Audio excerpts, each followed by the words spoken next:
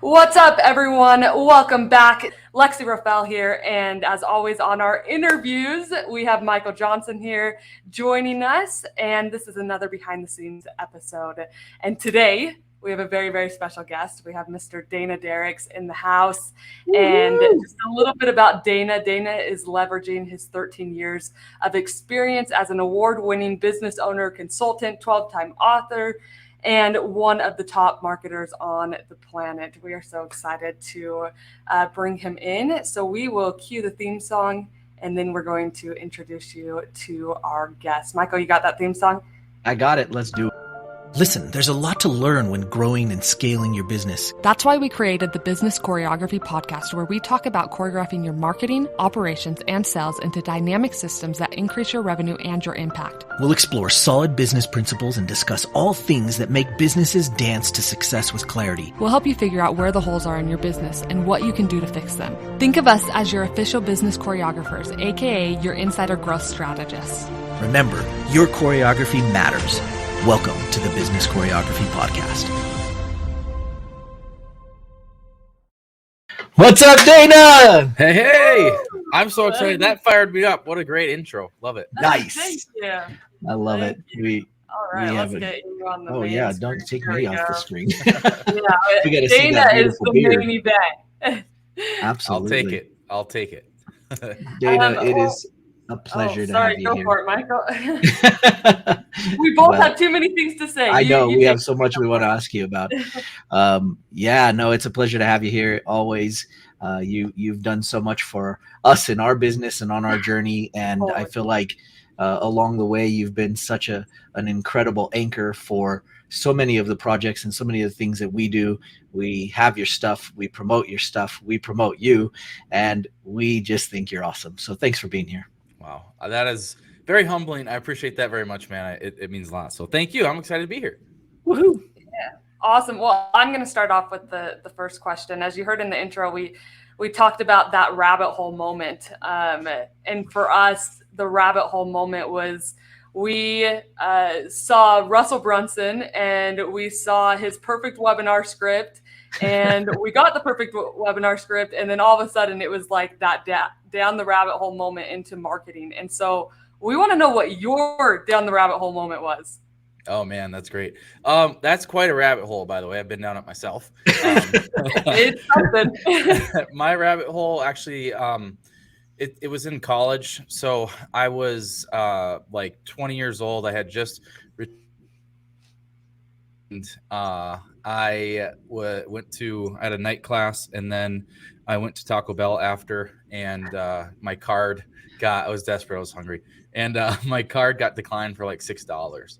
And my heart sank, and I was like, wow, this is not how I want to live. So the next day I went and got a credit card with a $500 spending limit, went to Barnes & Noble and physically went to the business books section and just filled the shopping cart full of anything I get my hands on book-wise, maxed out that credit card, and immediately went back and started reading these books because I knew my textbooks and my college degree wasn't what I needed to get out of the situation. So the very first book I read was something to do with managing people, and it was terrible, and I just threw it away. But the second book I read was a divine intervention. It was a book by a guy named Dan Kennedy that kind of introduced me to what copywriting was.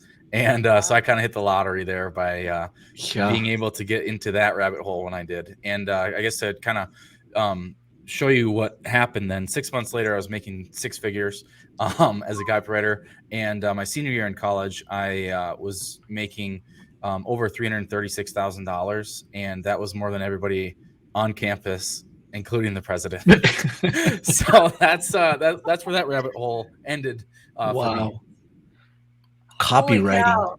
And Wow. Dan, of course, Dan Kennedy. I mean, I know. so many times it goes back to Dan Kennedy. The OG. Oh, yeah. Especially if you're a book reader, like, oh my gosh. Yeah.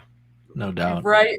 Yeah, I have a book right next to me. I've got Dan's book right next to me. So crazy. And it's Love funny that. because all these years later, like that, sorry, that was like, oh man, it was like 11 years ago, 12 years ago. And I, at the time I hated like his he's grouchy and he's like very political and like just rude. And I'm like, this guy's stuff's good, but he's such a jerk. And now, you know, all these years later, I'm like, I don't blame him for being that way. You know? So it's funny how that kind of works. But yeah, totally. All right, let's go on to the next one. Michael, you want to ask it? Oh yeah, this one's a big one.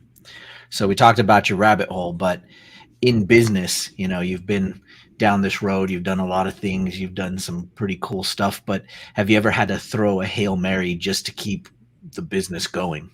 Oh yeah. You know what's funny is that's not just going to happen once, probably. So, just for context, for those that haven't, I've been in business for quite a while. And for those that don't know, like, when you get, like, first of all, Colonel Sanders, when he started KFC, I think he was in his 60s. So it's not too late for you, especially if you're not even close to 60 yet. Like, you're fine. But just for kind of, I guess, context, like some of the older, more mature people in business, they ask you if you've been bankrupt before, and if you say no, that almost makes them a little bit suspect. So it's not a failure, it's a lesson. So with that being said, there have been many times that I felt like I was throwing a Hail Mary. And actually recently, this is kind of crazy. People don't like, they're scared to admit this stuff, but it's true. Like, you'd be surprised how many people claim to make money and then they really don't have any to show for it. But just recently we came out with a software, and I've never sold software before. So we totally pivoted our business model. We used to do a ton of live events. Then COVID happened and we just kind of pivoted away from it. And so I didn't know how expensive, for those that have done software before, you probably are going to laugh at me and say, yeah, rookie. But I didn't realize how expensive it is and how long it takes and how hard it is to sell. It's crazy. So, yeah, there was a time, I mean, in the last year that, you know, I put like all my cash into developing the software, and then I had an investor that was supposed to come in on it. And then he decided not to last minute. So that was like, like, what do we do now? So at the end of the day, like, a great resource. One of my favorite books I ever read as an entrepreneur is a book by the name of John Carlton, and it's called The Entrepreneur's Guide to Getting Your Shit Together. And the best lesson, swear to you, the best lesson's worth a read is you have to be, I believe he calls it, you have to always run your business in Operation Money Suck. So what that means is you just have to always be basically hustling, and basically you have to have something that you can sell and be doing that all the time. So I guess the moral of this story is you're going to have those times where you need to throw a Hail Mary, but for me, even though, you know, we're talking hundreds of thousands of dollars that I invested in all that of my own money, and didn't have an immediate return. Wow. Copywriting got me through it. So, you know, that's something you just have to understand. And that's always been my Operation Money Suck. So, great resource. Read that book. That'll get you, that's the playbook for getting through those moments. Wow. Very cool. Thanks for sharing. Thanks for being vulnerable. I think it's cool for a lot of listeners to hear someone as successful as you, still throwing Hail Marys and still, you know, trying to figure things out. So I appreciate hearing that. So thank you. Another question. So what was the marketing principle that changed the course of your business? So can I give you two? I'm going to give you two, if that's okay. So one is like the old school one that was like, holy crap. That changed my life. And that these two, you should just implement now, all of you. So the first one, if you're not already doing it, is the concept of an upsell. So I read the book, .com Secrets by Russell Brunson. That was my Russell Brunson rabbit hole introduction. And he talked about this concept of an upsell. And he was talking about how McDonald's sells you a dollar burger, but then they upsell you the fries and the drink. And I'm like, wow, my life is a lie. I didn't know everyone was doing that. That's where all their money's being made. So literally that day I was doing a copywriting service. That book was the reason I went from like 96,000 to the next year 336,000. I simply started upselling my clients, and I thought to myself, this isn't going to work. Well, they already told me what they wanted. Like, why would I, try and upsell them something? And almost all of them said yes to my upsells, and I was like, what? So it's like, so that was crazy, and it's kind of fun if you think about like how and where can you upsell stuff, right? So from a practical standpoint, what's the next problem that the good problem that you've created for them? Upsell them the solution to that problem. So easy, and you're gonna make so much more money. And so that was kind of the old school one, and then one that's more recently. That's another thing I should have mentioned when you throw the Hail Mary. I definitely would suggest always having a mentor, whether you pay for that or not. Even better is a mastermind inside of that mentor's community. So what that is equivalent of, you can throw Hail Mary on your own, that's fine. Or you can have Tom Brady show you how he throws a Hail Mary. That's what having a mentor is like. Okay. So despite me being in the position I was in the last year or so, I am in a community for SaaS people led by a guy named Dan Martell, who is just amazing. And this principle I learned in the last few months, even, and that is if you think about the market, okay, first of all, if someone else is already selling something that you want to sell, that's a good thing. You know why? It means there's a market buying it. I see all the time e-commerce people try to invent these new like niches and products, and it's like, dude, you're missing the point. Like, go sell something that's already people are already buying. Like, that's what you need to do. And so the market as a whole, if you just think about it this way, at any given time, 3% of people will buy whatever you sell, because there's 3% of people in the market for it at any given time, just on average, right? There's 3% of people that need fuel today. There's 3% of people that are looking for a new house. There's 3% of people that want to go on to book a vacation, right? So just the mere fact that if you can get your offer out to 33 people, on average, one of them will buy it just because they're in the market for it, okay? So that's a lesson in itself. And then here it gets even more exciting. Another 7% of people in the market will buy that in the next 7 to 14 days. So maybe they don't need fuel today, but they will next week, right? Or maybe they're not going to book their vacation today, but maybe 2 weeks from now they will. Okay. So that's 10% that in the next week or two will buy what you have to offer if you offer it to them and convince them to choose you over other options. Okay. And we're not done. It gets even better. There's another 30% that will buy if you make it a good enough deal. Okay. That's huge. That's massive. So why is that really cool? That means that there's 40% of human beings out there that right in the next week or two, they will buy from you if you make it a good deal and you convince them to, and you just offer it to them. Okay. When I realized that, and then I'll finish up with the other two segments that aren't as fun, but there's 30% of people that who knows if they'll buy or not. They don't even know if they'll buy it. So we don't worry too much about them. And then there's 30% of people that drive an electric car and they'll never buy fuel, or they're hermits and they don't go on vacation. Okay. So there's 60% that will just probably not buy, and that's okay. But there's 40% in the next 2 weeks that will, and you need to go after them. And I give you permission to make lots of offers to them all the time. And that's how money is made right there. Oh my goodness. Those numbers are insane.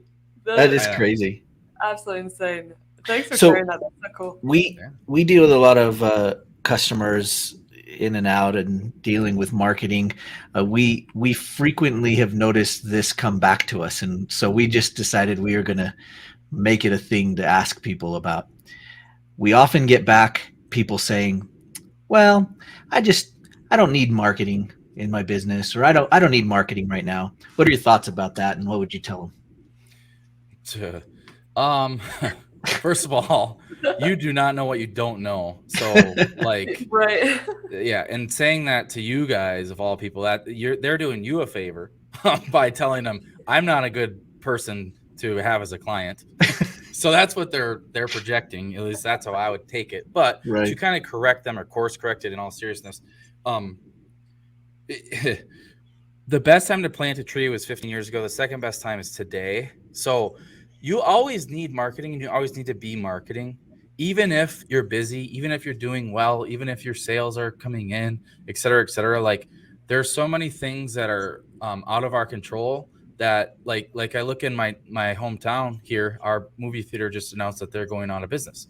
And it's like, why did that happen? Well, it wasn't because they decided, hey, no one should be going to movies anymore, and and COVID should come and take us out. No, it was no offense to them, but they didn't market as hard as some of the other theaters in the area, and they lost, and now they're gone.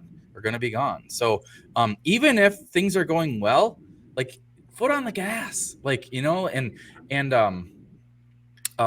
reminds me of like back when I was training in my football playing days, and I remember this quote it hit me so hard that I put it on the wall of our gym. I said, if you're not training, your opponent could be.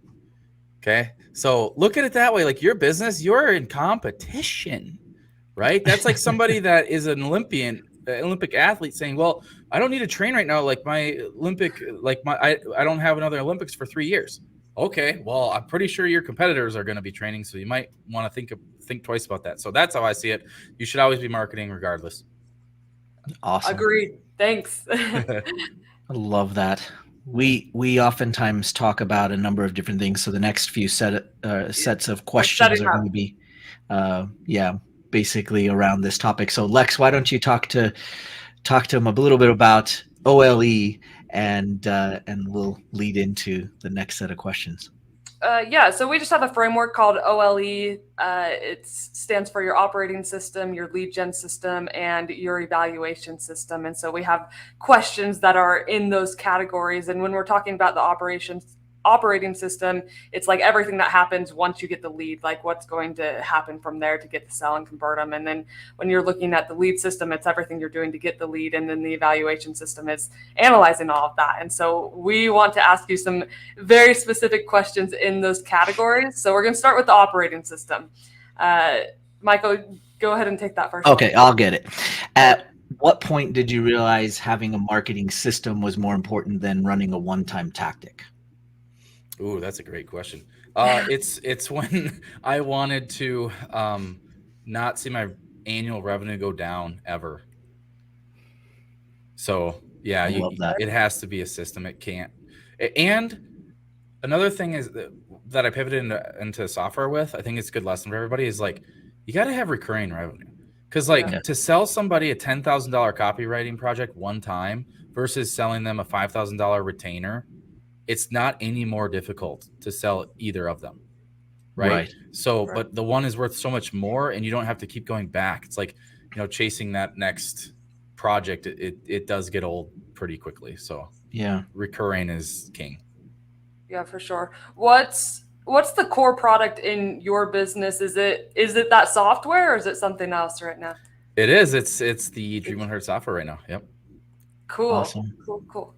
Do you prefer one-to-one selling or one-to-many? Oh man, that's a great question. I like scale. I like leveraged one-to-one is my favorite. So I do love one-to-many. Don't get me wrong. Especially live events. Like getting them at a live event is the best way to sell one-to-many, in my opinion. There's nothing like it. And you can see the best in the business. I know you guys come from the ClickFunnels world. If you've been to the FHLs, and that's the best there is out there. It's amazing.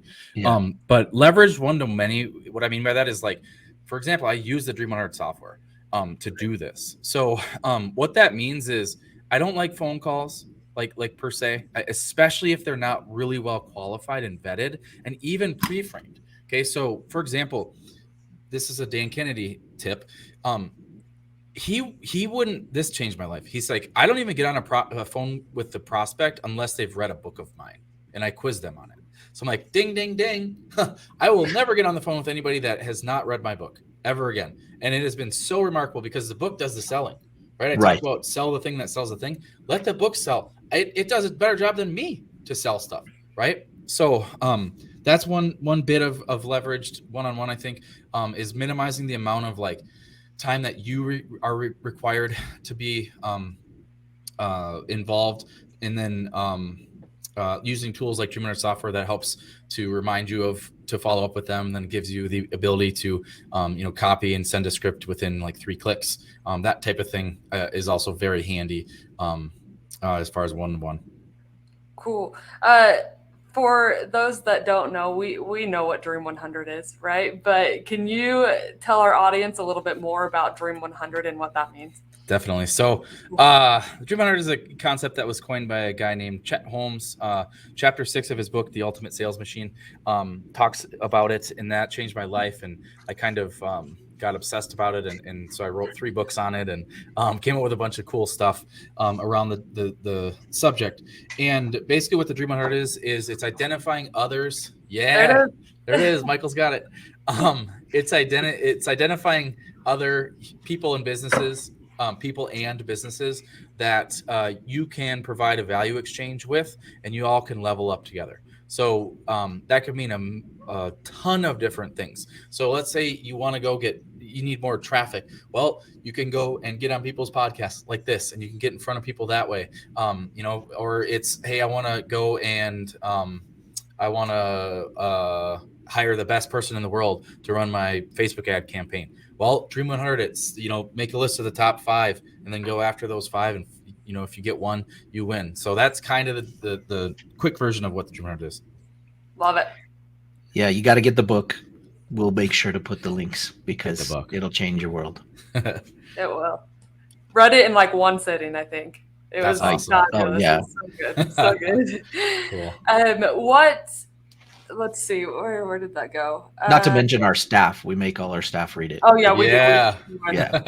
Yeah, that's great. It's like Love to hear that. required reading. Yeah, for sure. Well, you guys are very good at it, so.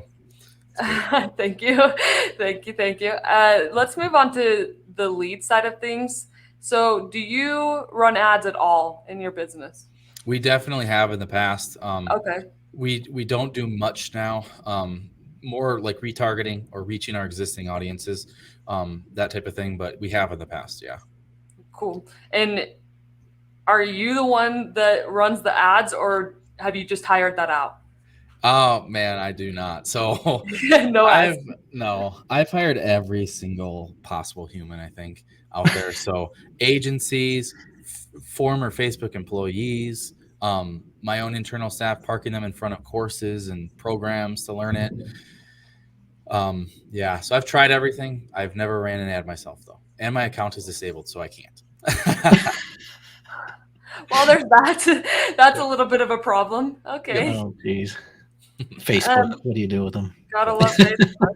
So how else do you get leads then? What's the other process? So I like to Dream 100 to get leads, and so that there's a spectrum. Like there's a lot of different ways that works, but one of them is doing podcasts like this. So I get in front of new audiences. The last podcast I did, I had a guy that really liked what I said, I guess, and he came into my world and came for a book and ended up buying a $10,000 consulting day with me, and that was great. It's well worth the time to do.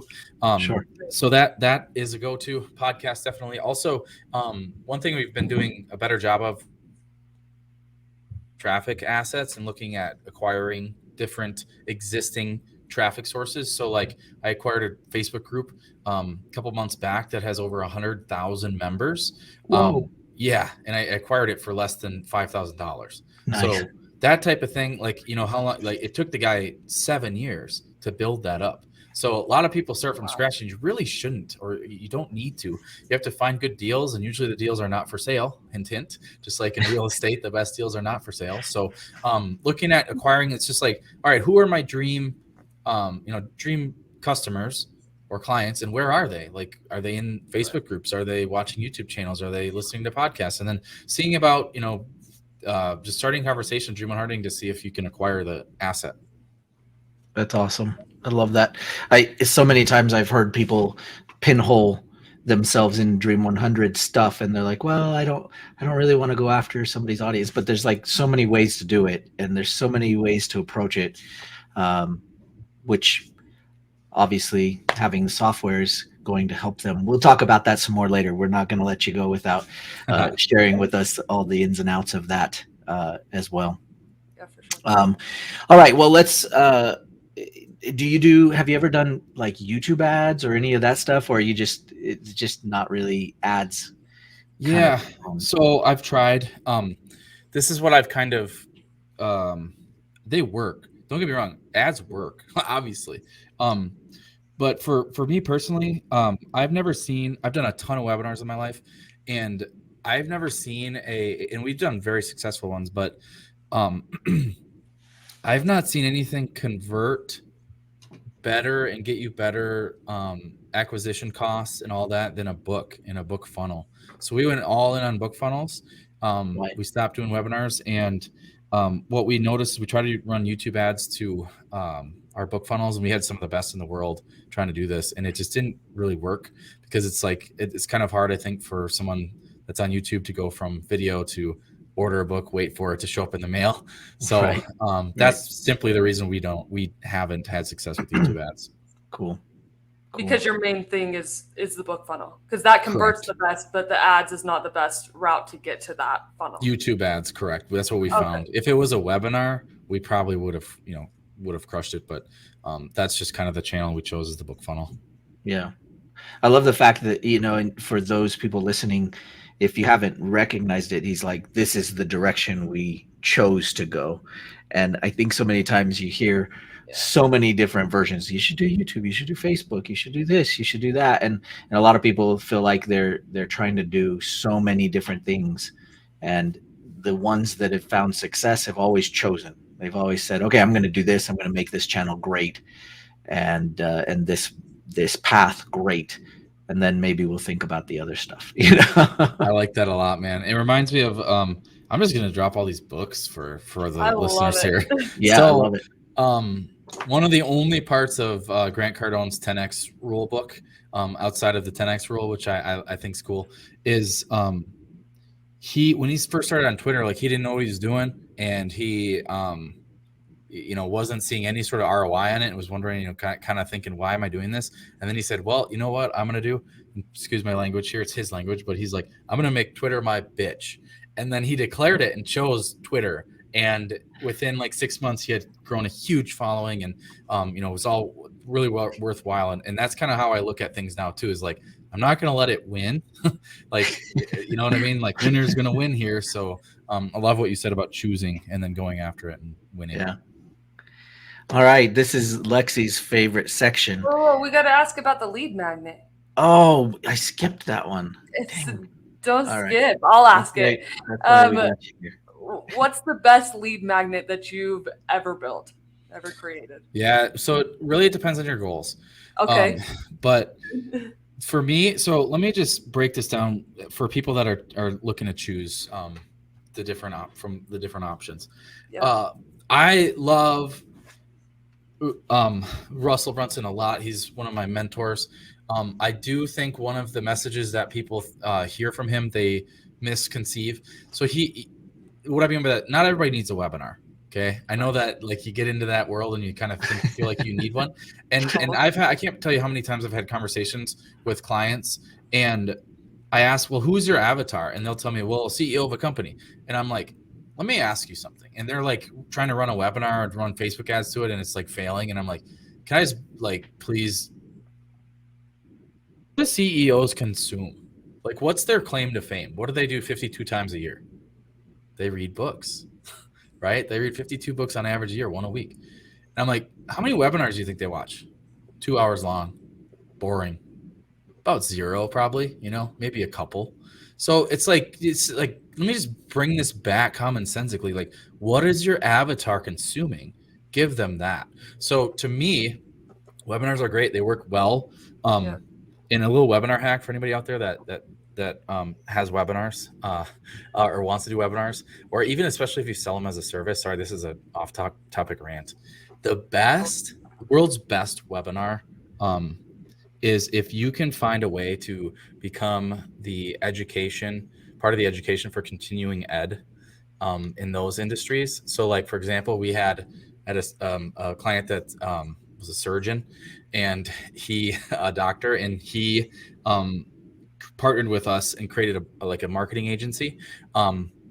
and we got to run a webinar for continuing ed conferences. So what's amazing about that is you literally have your avatar, right? Like not only that is that's who they are, you know that, but also they're required to watch the webinar because it's part of their continuing ed credits. There you go. It can't get any better than that. Like, what are your show up rates? Mine are 100%. What is your stick rate? Is it 100%? No. Well, I'm doing better. But anyway, I digress. Back to the answer to your question. The best lead magnet ever for us is a book, and specifically another like follow up to that. Just a higher. It seems like it's a higher value. Just generally speaking, higher value person. And then I like to charge for them at least $1, if not more. Like hopefully more, because what we find is the number one problem. If I could show you off screen here, myself included, that our book readers is like we've got a pile, and it's like which one do we put on top of the pile? And Right. so that's like one of the problems as an author is like, how do you get yours to the top of the pile? Well, you got to charge for it, and the more you charge, the more likely they're going to be to read it. I've charged $2,500 for a book before, sold many of them, and guess what happens? They does not get sent to the bottom of the pile. It's the very first one. They actually throw the one they're reading to the side and they read yours, and then they will go and implement and get their ROI on it. So that's why we like to charge for our books. Cool. Very cool. And then after that, you just lead them to the software? Is that Yeah. Okay. Pretty much. Yep. Very cool. Okay, now we'll go to my favorite section, which is about the numbers, and I do like the numbers. So what numbers do you look at and track daily? All right. So one thing that was really helpful in the past couple of years is we have identified and are actively keeping a very good eye on what we consider our critical number.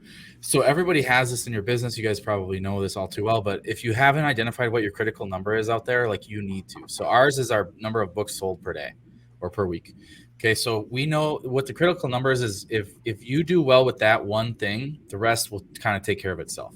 So we know if we sell, 10, 20, 30 books a week, we will get X amount of software buyers from that on the back of it, or other, cross sells, et cetera. So that's a number we like to manage really closely.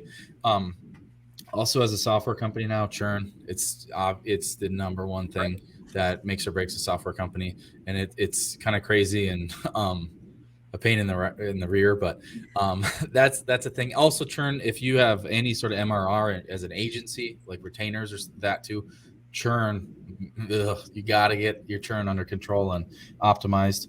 And then let's see, what other numbers do you like to manage? I like to. So I don't get. I'm thinking through for my clients here, as opposed to me, because I actually probably do a better job for them than I do myself. Because you know how it is, the shoemaker's son goes shoeless, right? So I like to. Okay. So this is something Russell said recently that is really kind of awesome. I think it was him. I like to track conversion rates from like the beginning first, like the beginning, and then that trickles a lot more. You get like compounding effect. So what I mean by that is like, all right, what's the landing page converting at? Like compare that number to, well, what was the open rate of the email, right? Like which is more important to focus? Email open rate. Because if you can double the email open rate, you can get twice as many sales without even having to improve the sales page conversion rate. Does that make sense? So I look at the top, the very, like, I guess it's called top of funnel, maybe, whatever. And I look at the very top, like, because you get a lot more bang for your buck by fixing those problems and keeping an eye on those numbers. Hopefully that answered that. It wasn't very technical, but. Yeah, totally answered it. You answered my next question, so that was great, because it was what's the most important, and you said your book is what you track most, and that's the most critical number. I like that. I like that idea of thinking of, okay, what's that number one, right? The number one number. Very cool. All right, Michael, do you have any other questions? Any other things to ask? Guys, if you haven't followed Dana, or if you're not in the Dream 100 group, oh my gosh, You got to go do this. I mean, we told him just before we got on, it's a rare occasion that we ever pause to listen to him and to listen to the amazing stuff that he drops for us on a regular basis in his group and on his page. So if you haven't followed him and if you haven't gone and joined the group, then make that a thing. Do it right now while you're thinking about it. You're not going to have a hard time finding him. Dream 100. It's pretty easy. It's pretty straightforward. But that being said, we could literally ask you questions for hours and hours, but that's what we had planned for today. So what we want to do now is just have you talk a little bit more about the Dream 100 software and how they can get connected to that, or your books, or any. I mean, we have them all. So, tell us about all your books that you would like them to know about, and the software and all the good stuff that they can find by following you. Yeah, I love it. Thanks. So just to give you guys like the little bit of a backstory for the software. So we developed the software to solve the problem of the Dream 100 is, I mean, it says right on the quote on the cover of my book, it says, the Dream 100 is the foundation to our entire company. And that's a quote by a guy named Russell Brunson, talking about his company that's worth probably arguably $1 billion. Okay. So that's a pretty big deal. Now, here's the problem with the Dream 100. It's like if it was a baby bird, right, in the baby bird's nest, it's that perfectly behaved, quiet, just like awesome, valuable baby bird that sits in the back of the nest. Now, your day-to-day business, you do not have very many of those baby birds. You have the loud, annoying, obnoxious ones that are chirping and jumping at you to feed them. And you have to put those fires out. And typically that ends up with the baby bird in the back of the nest doesn't get fed. And then what happens, right? So that's the Dream 100. And so what we've done is we've made it almost impossible to screw it up. And we've given leverage to it. So the software essentially just makes it so that you declare what it is you want to do with the person, because that's like one of the first things that people don't do is like, well, I want to Dream 100 them, but like I don't know what I'm going to do. Like, I don't know what I would ask for. Well, you got to declare that. And then we have a checklist you make. Well, what are the steps to get that? If I want to be on, this podcast, okay, well, what are the steps you need to do in order to make that happen? And then it's boom, you check them off as you go. And then you can set reminders in there, and you can add scripts, and you can literally copy and send scripts within a couple of clicks. So what it does and why we love it, we close lots of deals with it all the time, is it just takes all the thinking, all the manual labor out of Dream 100ing. So what happens is, even if you don't spend more than 10 minutes a day, that's what I tell people, just give it 10 minutes a day. That's all you got to do. 10 minutes uninterrupted. You will be all over the place, and you will have really good success very quickly. Wasn't that way before the software. We were talking, rocking spreadsheets, copying and pasting scripts, trying to get on 17 different social platforms all at once. And it was just crazy. So, and then simply forgetting, like how many times have you ran across somebody in an opportunity and then you just forgot, or they forgot, and then it just, oh crap, it's gone. So that's what we're really excited about. We have a 14-day trial. Then it's only $197 a month. And you can go grab that. I'm sure you guys will have a link for it. And you also, what's really cool is in that trial, you can get access to all 9 of my award-winning books as well. Wow. Yeah. And all of my courses and challenges and tools and resources, I put it all in there. It's called the Dream 100 Vault. You get free access to that as well. So why every single human isn't in there, I don't know. But that's where I would suggest you guys go. There's lots of cool stuff in there, and yeah, rock and roll. I love that. Cool. I do have one extra question. Oh, there it is. Let's hear it. I do, because I was just inspired about it. For so many out there that have gotten into the ClickFunnels world, you had alluded to that, and that's kind of how we found our way into this ages ago. What was it like winning your first 2 Comma Club award compared to your second? Oh man. The first one, it's special. The first one is very special because you push and you work so hard for that. Now, looking back, all of them after that are just sort of a reminder that you are still pushing forward, Right. and you're proud of it. You're not as proud of it. It's not as special, but it's still awesome. And you Right. should. It's one of those things where everybody has that like thing that they should stop and reflect and just be grateful for. That's kind of what they are as they continue to add up. Nice. And I have a question for you, Michael, if I may. Sure. I thought I caught a comment about you telling me that I should get into ballroom dancing. Well, Was I dreaming? That is true. You induced that. And so Lexi and I are both former professional ballroom dancers. We were on the ballroom circuit. I danced on the circuit with my wife for about 10 years. He was my coach. Yeah, I was her coach. That's how we got connected. Yeah. That's a fun story for another time. But that's awesome. But Lexi was also on the pro circuit during her day with her pro partner, and ballroom is awesome. So you said, what can I do to expand my I don't know what word you used, horizons. And everybody was putting stuff on there, and I was like, come on. All the stuff on there is weak sauce. You want to expand your horizons. You want to expand your mind. Go and learn to dance. It requires your mind. It requires your body. It requires your soul. And you could probably do it with your wife, and she will love it. And so it's a great time to go spend with each other. It's a good date night thing. It'll get you some exercise, and it'll challenge your brain and your body. So there's some really good things. That's so cool, man. Thank you for that. I want to actually challenge everybody out there that's listening or watching. If you haven't tried it, which myself, I haven't either. We don't do much of that on the farm. Next time you have a date night free, I'm going to do that. I'm going to sign up for one, and I'll let you know how it goes. And if I get hurt, I will. If you're not sure about the place, send me a message. We'll let you know. We know all the places. We're outside of that world now. We'll do an online lesson for you too. There you go. Oh man, that's even better. Hey, yeah, we'll put it on your channel. Everybody will watch. We can promote the Dream 100. It'll be amazing. Deal. I'm in. All right. Okay. We'll schedule it. Sweet. Well, thank you so much for joining us today. We are so grateful for you. There are seriously just so many lessons that we have learned from you along the way. One specifically is you told us about that webinar concept, and told us that if we didn't have a whole bunch of people in the room, like why would we be selling that? Like, go sell one-to-one and go get some sales. And it changed our business completely. And we actually were making money. So thank you so much. We are very grateful for that.